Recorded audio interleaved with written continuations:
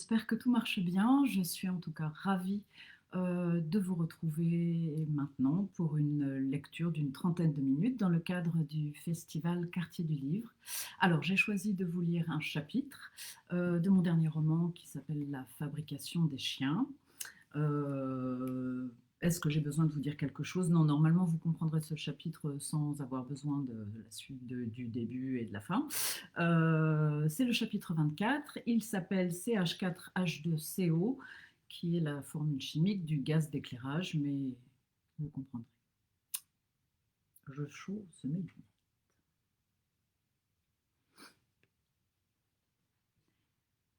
Dans les irrégularités de la chaussée, l'eau stagnante était encore gelée. J'arrivais en bâillant, fatigué de ces 2 jours de grand air à Elbeuf et agacé par le froid piquant de la nuit. Mégot marchait sagement à mes côtés. La clarté jaune et diffuse de quelques rares becs de gaz créait une scénographie indécise.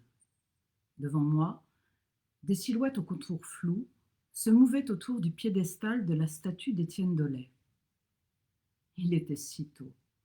L'heure cependant d'aller au bal pour une ribambelle de papier gras qui virevoltait comme des débutantes dans le traquenard d'un vent rasant qui changeait sans cesse de direction.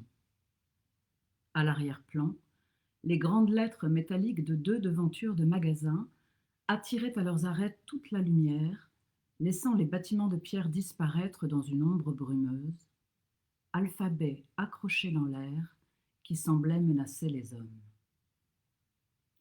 En tournant la tête côté Seine, j'aperçus des pavés attendant d'être installés dans ce qui serait le prolongement de la rue Monge. La pioche des démolisseurs avait encore une fois éventré cet endroit que le percement du boulevard Saint-Germain avait déjà largement écorné. Les travaux n'étaient pas tout à fait achevés, mais très bientôt, la place Maubert, pendant des siècles populaire et tumultueuse, arborerait le nouveau style de la capitale initié par Haussmann et deviendrait, pour l'heureux profit des logeurs et propriétaires, un espace fréquentable, tranquille, sage, salubre, l'hygiène, banal et ennuyeux en somme, comme beaucoup d'autres quartiers de ce Paris remanié. Subsistait cependant, dès qu'on s'éloignait un peu de la réclame hygiéniste de cette mauve nouvelle manière, un entrelac de rues étroites, sales et mal éclairées, qui obligeait à ne pas avoir l'odorat trop délicat. C'était là qu'avaient trouvé refuge les anciens petits métiers de la place. Les marchands de mourons, les vendeurs de bonhommes en pain d'épices qu'on appelait des coriaces, les rempailleurs de chaises, les rapiéceurs de bas, les brocanteurs et leurs grands magasins, où l'on trouvait à peu près n'importe quoi, mais surtout de quoi s'habiller. Lingerie à 2 sous, redingote à 1 franc, pantalon et robe à 75 centimes, casquette à 5 sous et chaussures à 12. Je m'approchais de la statue. Les hommes que j'avais aperçus sous Étienne Dolay étaient des ramasseux de mégots, revendeurs de tabac de seconde main. Ils portaient tous de vieilles défroques crottées dont ils avaient relevé le col. En surgissaient des visages marqués par la misère, le poil de barbe sale, les yeux tristes, des visages effondrés par la rareté de la nourriture, les nuits passées dehors, l'incertitude de chaque jour. De vraies têtes d'hommes-chiens. À les voir marcher comme si tout leur corps souffrait d'ankylose, on se prenait facilement à imaginer que depuis des années, ils ne s'étaient ni assis, ni changés, ni réchauffés. Les mains bien enfoncées dans les poches, ils tournaient avec une torpeur paralytique autour du piédestal de la statue. L'un d'eux, un grand bonhomme bancroche, m'aborda et me glissa quelques mots dans l'oreille à voix basse. Puis, avec un sourire mystérieux qui découvrit des gencives pâles et édentées, il entr'ouvrit un petit sac. Tels étaient les préposés du commerce qui avaient fait la renommée de la place, un commerce de gagne petit, la bourse au tabac. Le ramasseux baissa les yeux vers mon chien.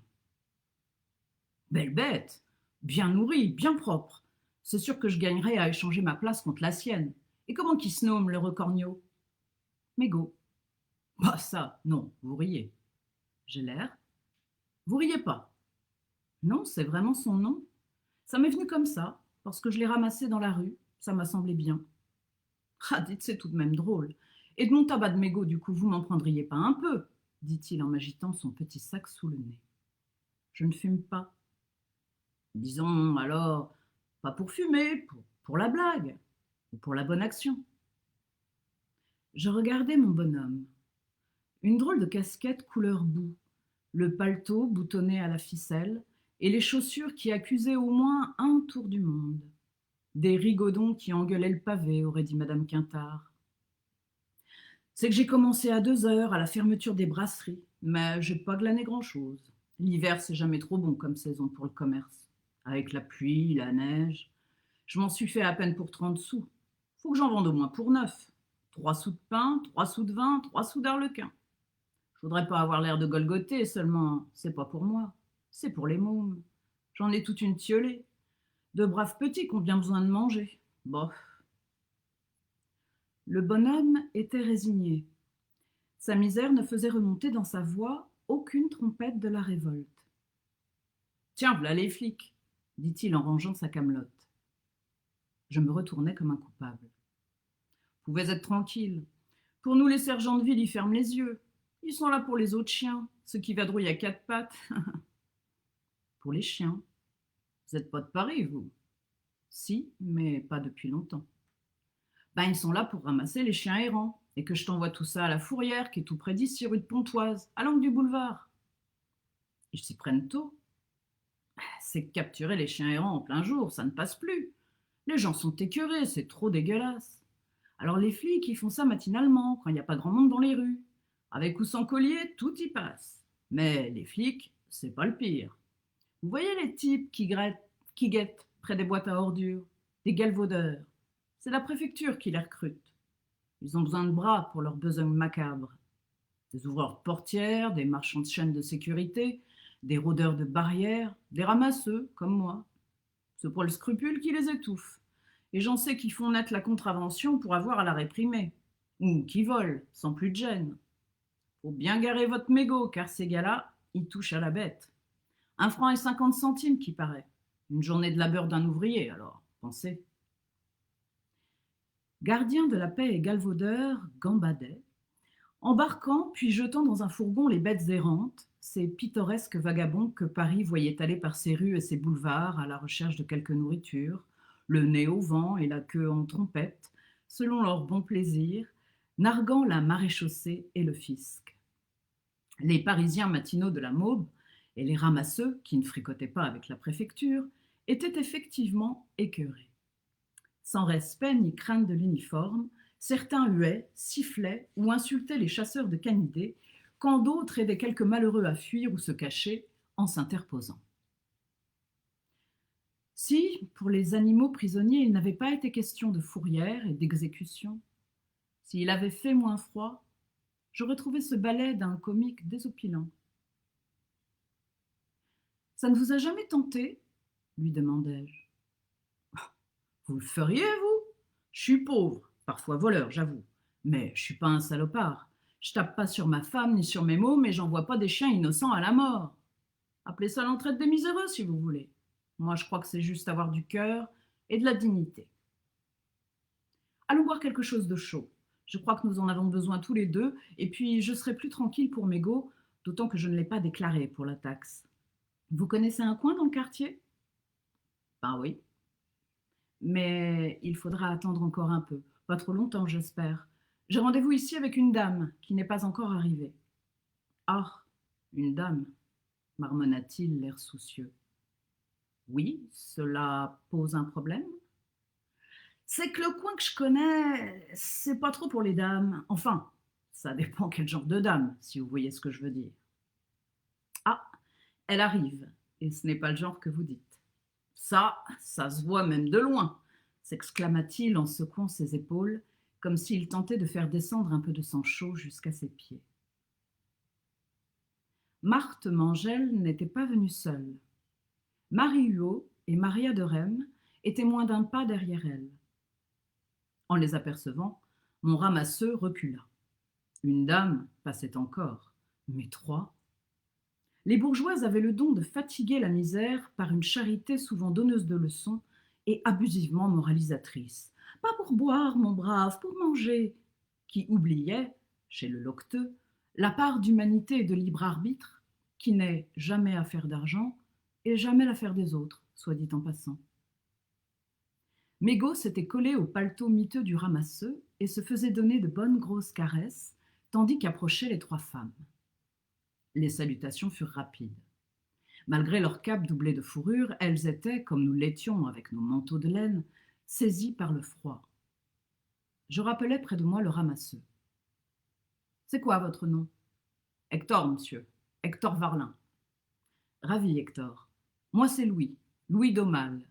Et voici mesdames Marthe Mangel, Maria de Rem et Marie Huot, des femmes suffisamment modernes pour donner rendez-vous à un jeune homme avant l'aube dans un quartier infréquentable. » Hector Varlin rit de bon cœur.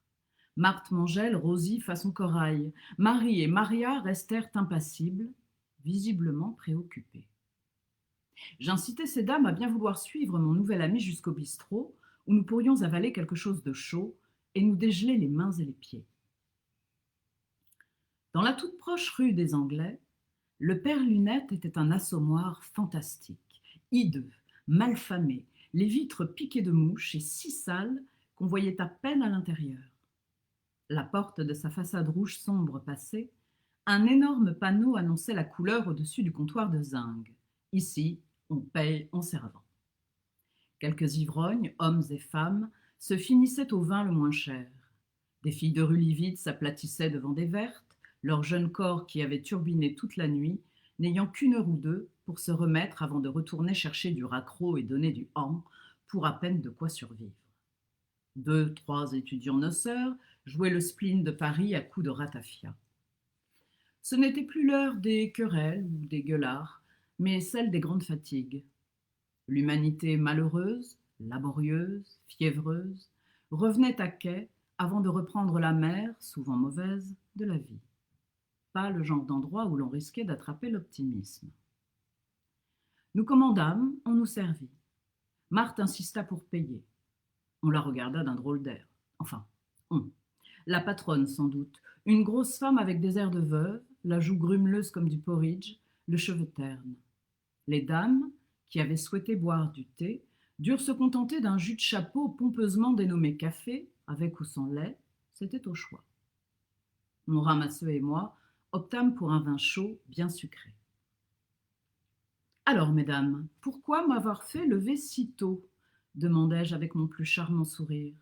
Marthe ? Marthe baissa les yeux.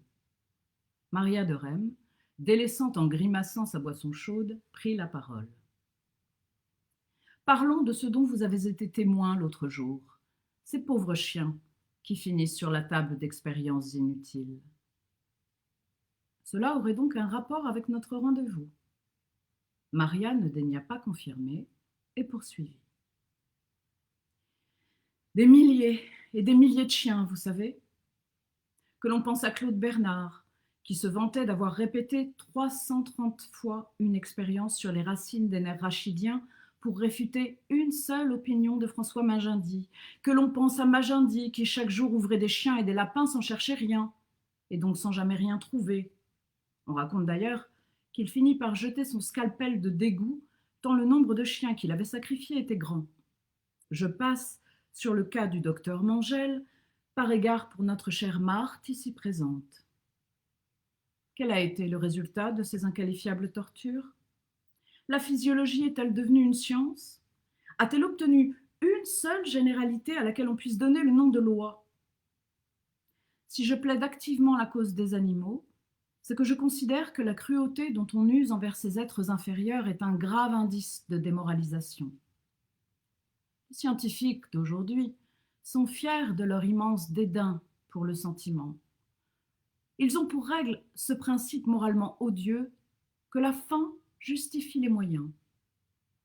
Alors dites-moi, jeune homme, pourquoi la science ne disposerait-elle pas des parias de la race humaine, les criminels, les fous, les déshérités, comme elle dispose à son gré des animaux ? Enfin, ce que ces hommes sans sentiment font aux chiens, pourquoi ne le ferait-il pas un jour aux hommes ? C'était une autre façon d'entendre Mangel. C'était la clé de mon malaise de l'amphithéâtre, qui m'avait manqué alors que je la tenais dans ma poche. C'était si simple, terriblement simple. Mon ramasseux faisait une drôle de tête. Une tête de type dont la femme vendait ses cheveux pour nourrir la marmaille. Une tête de type qui se ruinait la santé pour pas grand-chose. Une tête de type qui comprenait l'allusion. Je me tournai vers lui pour l'inciter à prendre la parole. Non, sans façon. Moi, j'écoute, puis je pense, puis je digère, puis je repense. C'est que j'ai pas tout votre vocabulaire. Comme ça, au débeauté, il sortirait rien de bon de ma bouche. Faut avoir été à l'école pour briller dans la répartie. Marie-Hugo sembla ravie. Elle lui mangeait son dernier mot, n'y tenant plus. J'ajoute que les animaux ne sont pas à leur place dans les villes. Ils y sont gênants et gênés. Ils nous prennent l'air et l'espace, contractent nos maladies et nous donnent les leurs, ils souffrent. Les condamner à vivre dans ces conditions pour l'unique plaisir de jouir de leur société, c'est de l'égoïsme et de la barbarie. Un animal n'est pas un jouet. Oh, je ne dis pas cela pour votre chien, monsieur Domal. Vous l'avez sans doute sauvé de l'enfer de la fourrière. Est-il si mochard que vous n'imaginiez pas qu'il vienne d'ailleurs que de la rue ? La taquinai-je. Hector Varlin fronça de l'œil et du sourcil. Marie-Huot ne saisit pas la réflexion de classe qui venait de lui échapper avec un si grand naturel. Elle continua. Pour ma part, à regarder l'état de l'humanité, je ne verrais aucun inconvénient à la fin du monde. La terre, enfin purgée de ces microbes humains, jour béni. D'ailleurs, tout indique dans l'univers que la nature tend vers cette solution, qu'il me paraît donc sage de hâter dans l'intérêt général. Marie-Huot était une femme si fine de constitution que sa hargne à espérer la fin de la race humaine me semblait d'un autre corps caché dans le premier. Maria reprit la main. Marie et moi ne sommes pas d'accord sur ce malthusianisme radical. Et je sais que notre amie Marthe, qui est bonne chrétienne, est choquée de ce genre de discours. Mais nous parlons entre nous librement, n'est-ce pas, mes amis ? Nous sommes, quoi qu'il en soit, d'accord sur ce point. Si la science n'est pas bonne, c'est qu'elle n'est pas vraie. On ne peut pas saisir les lois de la vie en commençant par les violer. En jetant le trouble, la perturbation dans un organisme, en le perforant, en le mutilant, que croit-on observer, si ce n'est un état désordonné, des éléments en désarroi? On interroge la torture et c'est la douleur qui répond. Comment espère-t-on de cela trouver la vérité? S'il y a une science qui affirme que la force prime le droit, s'il y a une science qui torture, il faut la placer au rang des fléaux. Ce matin, c'est contre cette science que nous allons sauver la vie, sauver des vies. Et pour cela, nous avons besoin de vous, monsieur Domal. Ah, un début d'explication, soupirai-je pour rire. Ce n'est pas drôle, monsieur Domal, me reprit sèchement Maria de Rennes. Marthe ouvrit enfin la bouche. Ne grondez pas Louis, Maria. C'est un jeune homme sensible, instruit et formidable. Nous pouvons compter sur lui. Il a si bon cœur. Je lui souris tendrement en posant un bref instant ma main sur la sienne. Elle leva vers moi ses yeux gris aux paupières lâches et flétries. Je guettais le rosissement de jeune fille de ses joues. Ce ne fut pas son visage qui la trahit cette fois, mais son cou, qui se couvrit dans l'instant de larges marbrures rouges. Nous nous regardâmes un temps qui me parut infiniment long, et je pensais que Marthe avait tort, que je n'avais pas bon cœur, pas encore. Une prostituée vint gondoler près de notre table et d'une voix où manquaient quelques syllabes, chercha à se faire payer un verre. Penchée jusqu'à tomber sur la pauvre Marie-Huot, cette fille aux cheveux filasses puait la sueur et la débauche. Le noir, dont elle cernait ses yeux lessivés, avait dégueulé jusque sur ses pommettes. Ses lèvres, gonflées sans doute par des pratiques indescriptibles, découvraient une dentition de scorbutique, exhalant une haleine assortie. Dans l'entrebâillement du corsage de soie mitée, j'entrevis ses seins vides, accrochés comme deux verrues sur les os saillants de ses côtes. J'eus un haut-le-cœur et pensai avec effroi à Suzanne. Marie-Huot se leva et entraîna fermement la fille vers le comptoir où elle lui paya la verte qu'elle réclamait. Puis elle revint s'asseoir avec au fond des yeux la même flamme implacable que lorsqu'elle avait décrété la fin du monde. Maria parla, peut-être que pour que Marius se tue. La prostitution est un virus fatal qui bouleverse toute la société. La majorité des femmes honnêtes admettent la prostitution comme une nécessité sociale. Elles tolèrent et encouragent les mœurs libres des hommes en général et de leurs époux en particulier. Acceptant ainsi cet inqualifiable compromis qui fonde leur honneur sur le déshonneur de leur sœur. Déshonneur qu'elles pensent être une garantie pour leur vertu personnelle. Je n'osais croiser à ces mots le regard de Marthe Mangel, comme si j'étais sûre d'y lire la honte de fermer les yeux sur l'infidélité de son époux. Ah, la femme honnête, cette femme que les hommes décrètent si facilement ange. Je n'ai pas l'honneur de connaître les anges. Ce que je sais, c'est que toutes les fois qu'un ange tombe ici, il est assez malmené, conclut Maria avec un esprit certain. Ma gêne devant le tour que prenait la conversation aiguillonna brutalement mon impatience. Je décidai qu'il était temps d'interrompre la réunion féministe et d'en venir au pourquoi de notre rendez-vous. Bon, maintenant expliquez-moi, coupai-je court. Maria de Reims s'exécuta, me donna tous les détails, me demanda de ne pas poser de questions, de ne pas chercher à comprendre trop en avance, que les choses s'éclairciraient dans l'action. Me convainquit enfin par des paroles que je n'ai jamais oubliées. Je proposai le renfort du ramasseux Hector Varlin. Maria accepta, avec une tête d'aumône qui manqua me faire rire, et lui donna 5 francs. Mais décidément, quelque chose dans l'air n'était pas à la détente. 5 minutes plus tard, nous étions ressortis. Sur le trottoir du Père Lunette, une brocanteuse qui avait étalé ses babioles et ses chiffons sur toute la devanture de sa pauvre boutique houspillait violemment une gamine fluette qui avait l'air d'être sa fille. Mégot aboya devant ce pauvre chiot battu, rejoint par quelques jurons du ramasseux qui ne supportait pas qu'on levât la main sur les enfants. La mère bougonna et rentra dans son échoppe, donnant quelques répits à la petite, qui se précipita pour caresser la bête qui avait pris sa défense. Le moment était venu de nous séparer. Je n'avais plus besoin des femmes. Je ne pouvais pas prendre Mégot avec moi. Marthe le ramènerait cours du Dragon.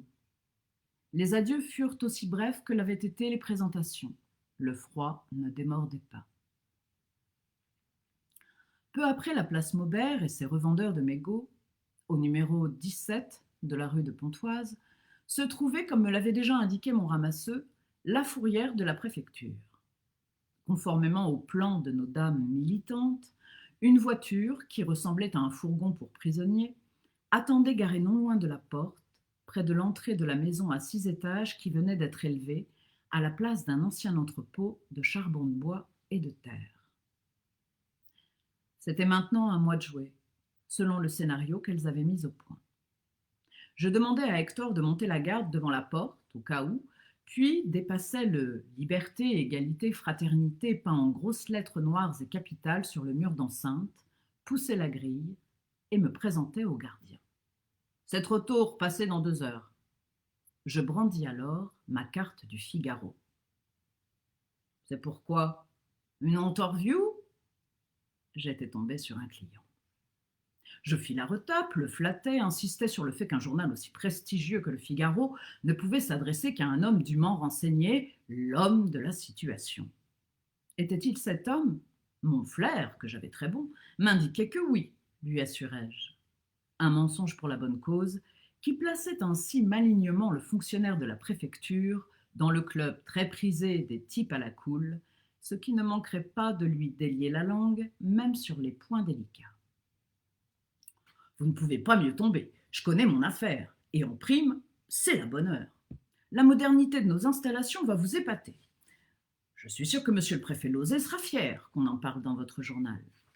Écrivez bien que je vous ai dit que monsieur le préfet est un homme distingué et énergique, un homme efficace, sympathique et bienveillant pour ses fonctionnaires, que c'est tout à fait le préfet de police moderne et qu'on le rêverait si on ne l'avait pas en chair et en os.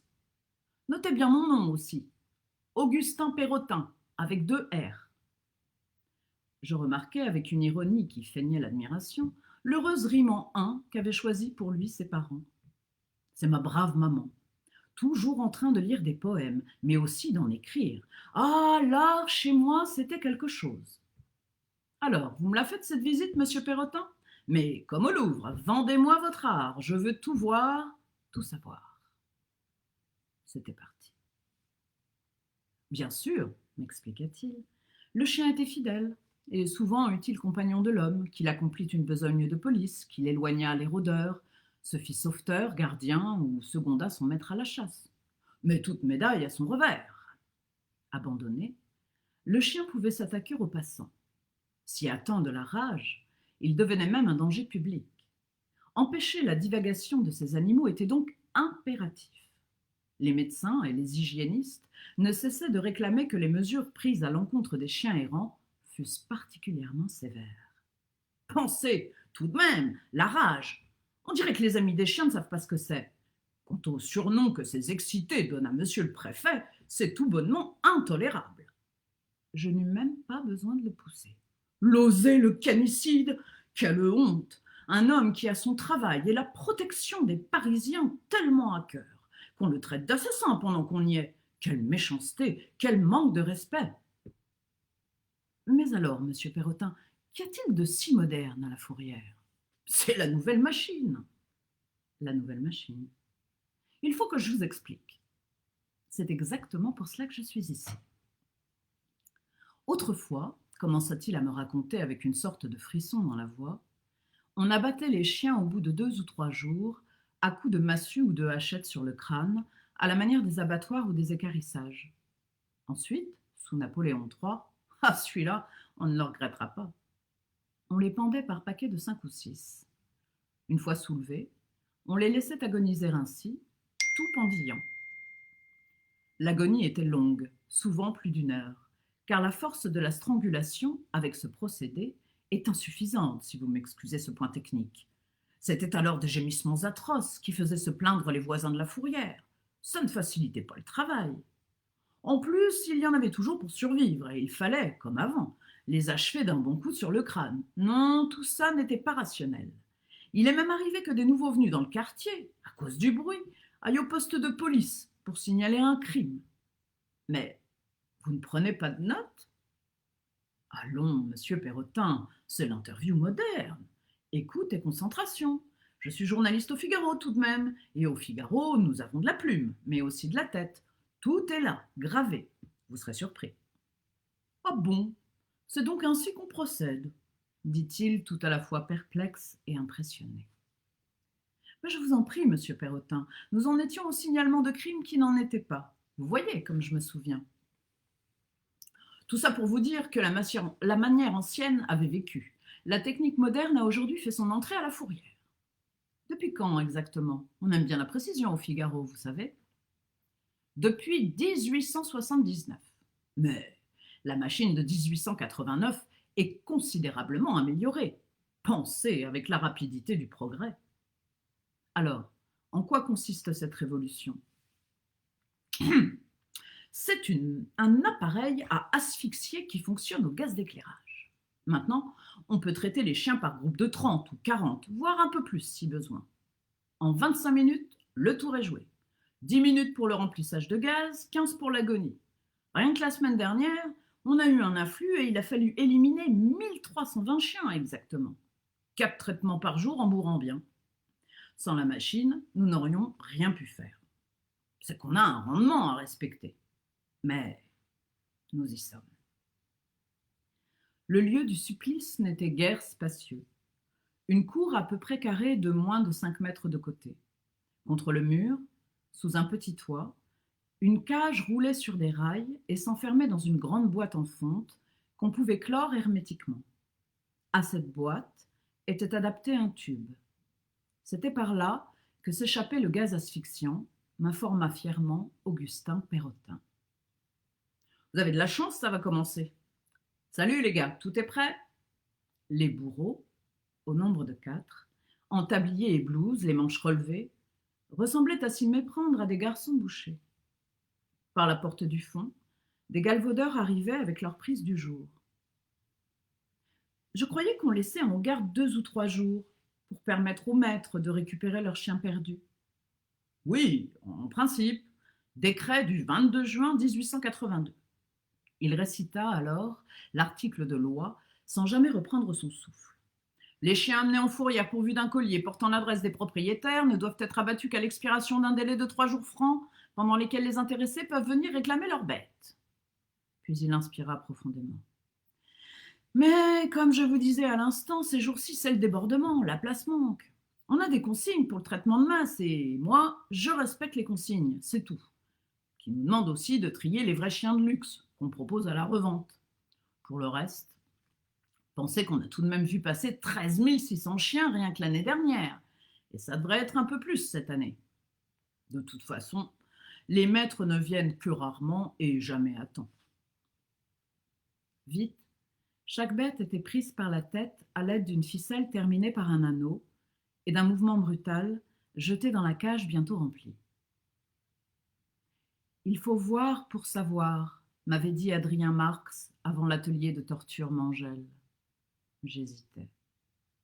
Puis j'eus une très mauvaise idée. Je fermai les yeux. Monsieur Perrotin ne me regardait pas. Il suivait avec attention le bon déroulement de la consigne et commentait en homme de la situation. J'entendis la cage rouler et s'enfoncer dans l'affreuse prison. Mon corps fut saisi d'un frisson désagréable. Les yeux clos, maintenir l'équilibre s'avérait difficile et je vacillais. Le robinet du gaz est ouvert, clama le fonctionnaire. D'abord, pas un bruit. Sans doute surpris par la nuit qui tout à coup les enveloppait, les chiens se taisaient. Puis, contre les parois en fonte, des frôlements légers se firent entendre.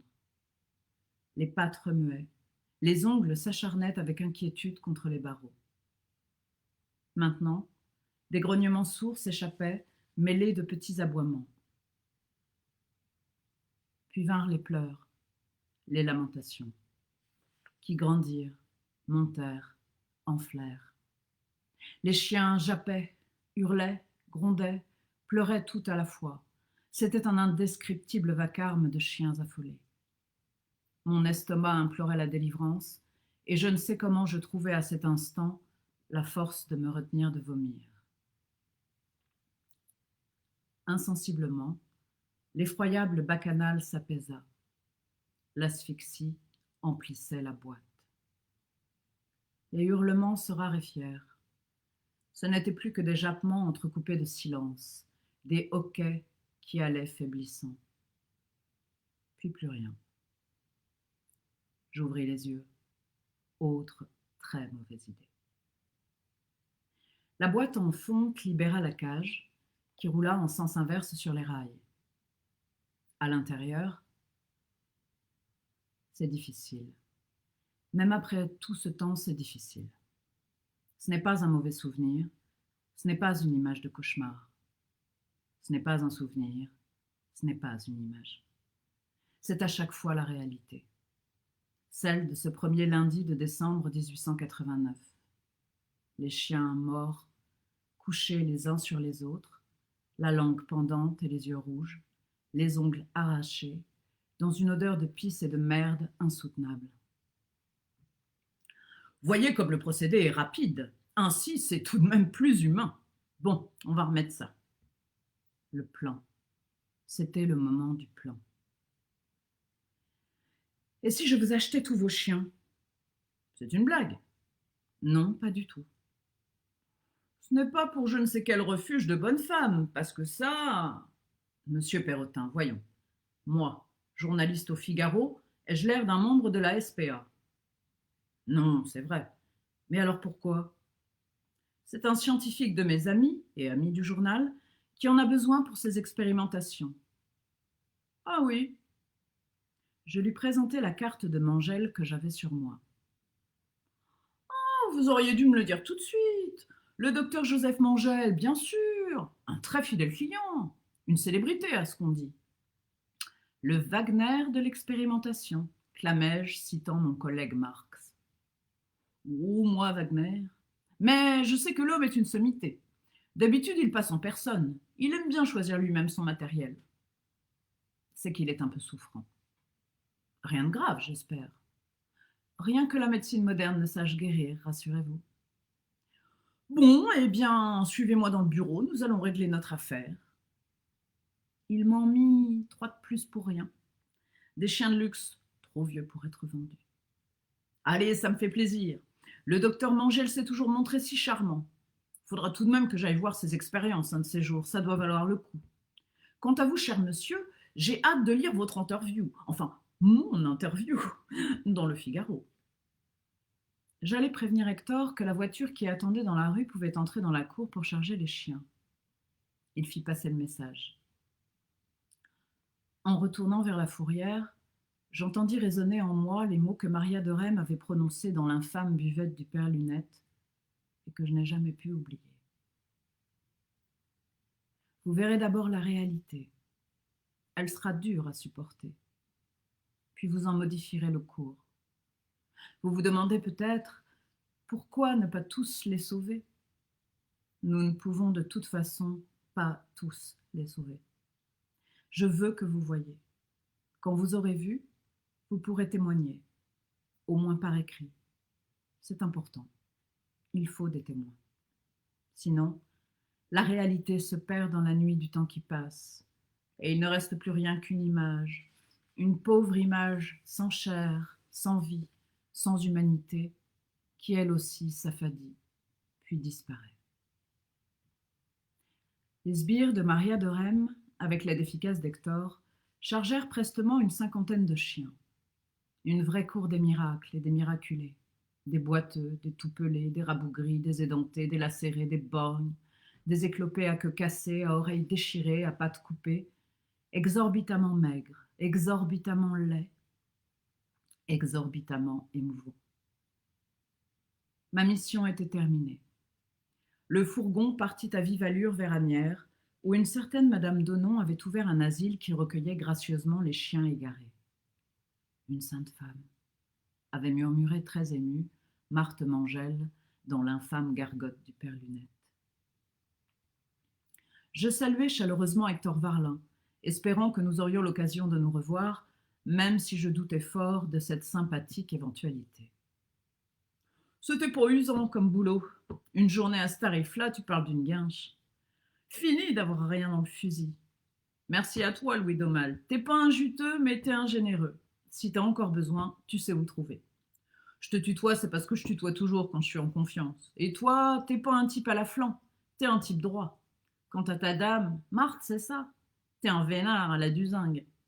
Duzingue? Chez nous, on dit plus chic, c'est rococo, c'est bourgeois, quoi. Quand une femme a du genre et de l'élégance, on dit qu'elle a du zingue. Je m'en souviendrai, mon ami. Hector Varlin partit à grandes enjambées vers la rive droite. Je vaguai un moment sur la place, comme un de ces délinquants à 4 pattes. Puis, je pris 3 sous d'arlequin pour mégots. C'était ainsi que l'on nommait les restes des restaurants ou des tables des ambassades et ministères, triés aux halles, puis revendus dans certains points de Paris, comme ici à la Maube. J'achetai ensuite un panier et pris du pain chez Latteux, du beurre, des œufs, du fromage chez Poulain-Cossard, un gros pâté chez Rocher, du vin chez Gaudrin. Des gâteries pour Madame Quintard, pour l'Arche qu'était sa loge de la cour du Dragon, ce refuge où je ne me sentais jamais en danger, où je retrouvais foi en mes rêves et mes ambitions, auprès d'une femme pour qui je comptais tendrement, auprès d'une femme qui, en un mot, m'aimait. Je pris tout droit par le boulevard Saint-Germain. À mesure que j'avançais, l'air déjaunissait. Un à un, les réverbères s'éteignaient et le blême du petit jour venait bleuter l'atmosphère. Jusqu'à la cour du Dragon, j'assistais à toutes les modifications de ce bleu. Violet, lilas, parme, rose enfin, quand j'arrivais sur la place de l'église. Je remarquai soudain mon ombre qui s'allongeait sur le pavé. Je me retournai. L'aube montait dans mon dos. Je ne me sentis pas heureux alors, mais solide, prêt à vivre, à faire. C'était déjà quelque chose. La lampe était encore allumée dans la loge de madame Quintard. Le jour n'était pas assez haut pour les obscurités de notre chère cour. Les ferronniers et tauliers, pourtant, avaient déjà commencé à marteler la journée. Je ne tentais même pas, à cause du vacarme, de frapper à la porte.